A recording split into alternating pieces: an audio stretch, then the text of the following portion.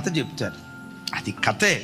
ఒకసారి యేసు ప్రభు వారు, దైవజనుడైన మోషే, మళ్ళాంటి విశ్వాసి, గోల్ఫ్ ఆట అంటారే, గోల్ఫ్, ఇక్కడ బంతి కొడితే అక్కడెక్కడో రంధ్రంలో పడిద్ది కదా, ఆ ఆట ఆడుతున్న సరదాగా, ఒక మాట సరదా. ఈలోపు మోషే ఆ కర్ర పట్టుకొని బంతిని కొట్టాడట.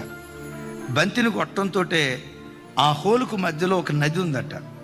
ఈ బంతి వెళ్ళి నీళ్ళల్లో పడతా ఉంటే ఆ నీళ్లు 2 పాయలుగా జీలి రోడ్డు ఏర్పడితే ఆ రోడ్డు మీద బంతి పడి ఎగిరి ఆ చివర రంధ్రంలో పడిందట. తర్వాత యేసు ప్రభు వారు వంతు వచ్చిందంట. యేసు ప్రభు వారు కూడా బంతిని కొట్టారు. మోషేకు 2 పాయలైనట్లుగా నీళ్లు 2 పాయలు కాల.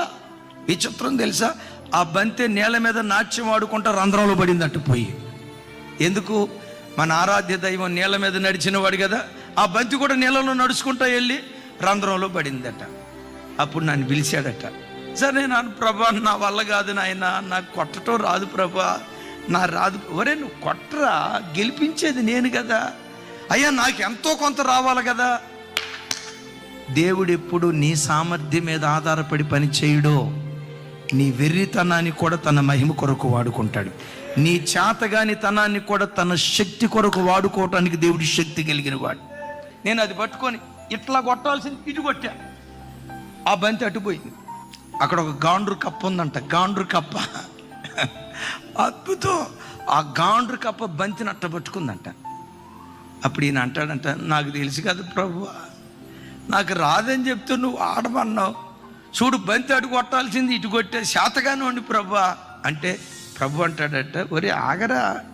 ఈలోపు ఆకాశం నుంచి పక్షిరాజు రానే వచ్చి ఏది దొరకనట్టు ఈ గాండ్రు కప్పను పట్టుకుందట. ఆ కప్పను పక్షిరాజు అట్లా తీసుకొని వెళ్తా ఎక్కడైతే రంధ్రం ఉందో ఆడికి వెళ్ళిన తర్వాత కప్పని పక్షిరాజు ముక్కుతో పెటామని కొట్టిందట. కొట్టడం ఆలస్యం, ఆ కప్ప బెక్ అందట. ఆ బంతి వదిలిపెట్టిందంట. అద్భుతం. ఆ బంతి పడటం సరాసరి రంధ్రంలో పడిపోయిందట. అప్పుడు అంటాడట, ప్రభా చేతగానే కూడా శక్తివంతుడిగా నువ్వు మార్చగలవయ్యా, నిలవబడితే చాలు. నీ దేవుడు ఎవరో తెలుసా? నీ ప్రతి శ్రమలో నీ విజయ రథసారథి నీ దేవుడైన యెహోవాయే.